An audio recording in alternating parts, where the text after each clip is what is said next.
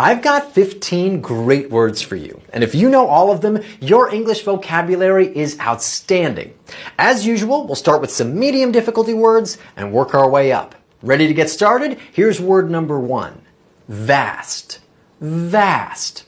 And does this mean small, enormous, or narrow?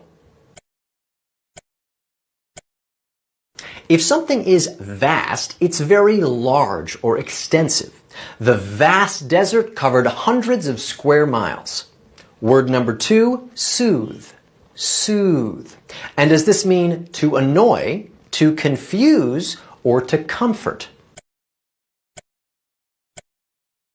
To soothe someone is to help them feel calm and relaxed. The baby was soothed by the sound of his mother's voice. Word number 3, ambition. Ambition. And does this mean a desire to achieve something, a lack of interest, or a long illness? Ambition is a strong desire to achieve success or reach a goal. Katie's ambition drove her to work hard every day. Word number 4, crave. Crave. And does this mean to want, to ignore, or to dislike? If you crave something, you want it very much. Paul had been on a diet for weeks and was craving a slice of chocolate cake. Word number 5, naive. Naive. And does this mean sophisticated, brief, or inexperienced? Someone who is naive is innocent and lacks experience. The naive tourists were easily tricked by local scammers. Okay, we're 5 questions in. I hope things are going well so far. Now let's try some slightly tougher words. Ready? Here's word number 6. Elope. Elope. And does this mean to run fast, to get married, or to impersonate someone? To elope means to travel somewhere and get married, sometimes in secret. The young couple eloped in Las Vegas without telling their parents. Word number 7, replica. Replica. And does this mean something original, something broken, or something copied? A replica is an exact copy or reproduction of something. The museum displayed a replica of the ancient statue. Word number 8, subtle. Subtle.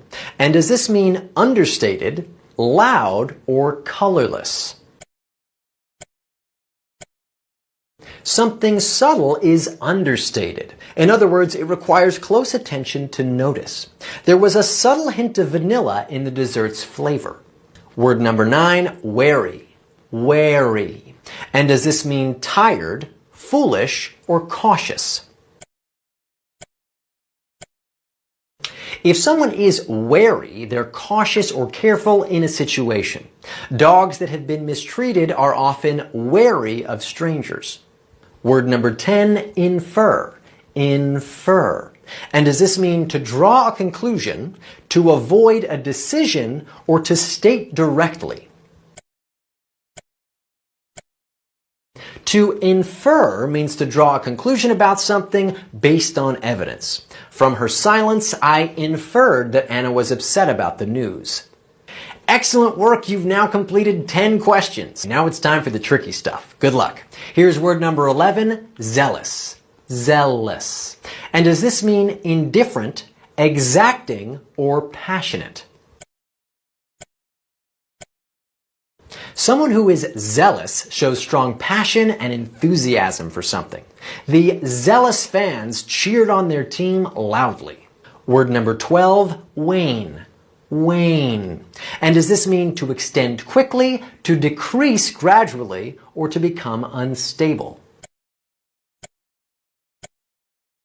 If something wanes, it gradually decreases in size or strength. Once the novelty wore off, the children's interest in their new toy began to wane. Word number 13, cacophony. Cacophony. And does this mean a large orchestra, an overwhelming silence, or a jarring mix of sounds? The word cacophony refers to a loud and harsh mixture of sounds. The busy streets were filled with a cacophony of car horns and shouting people. Word number 14, evince. Evince. And does this mean to reveal, to conceal, or to appeal? To evince means to reveal or to show something. Sarah's smile evinced her excitement about the upcoming trip. And finally, word number 15, quixotic. Quixotic. And does this mean secretive and devious, idealistic and impractical, or dour and off-putting?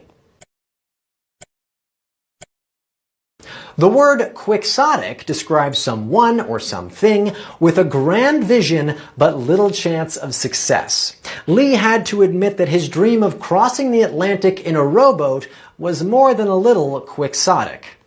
Did you know all 15 words? If so, outstanding work. I hope you leave a comment and let me know. And whether you got 5 or 10 or even all 15, kudos to you for taking a little bit of time today to improve your English. Don't forget to hit that subscribe button for more quizzes like this, and until next time, be well.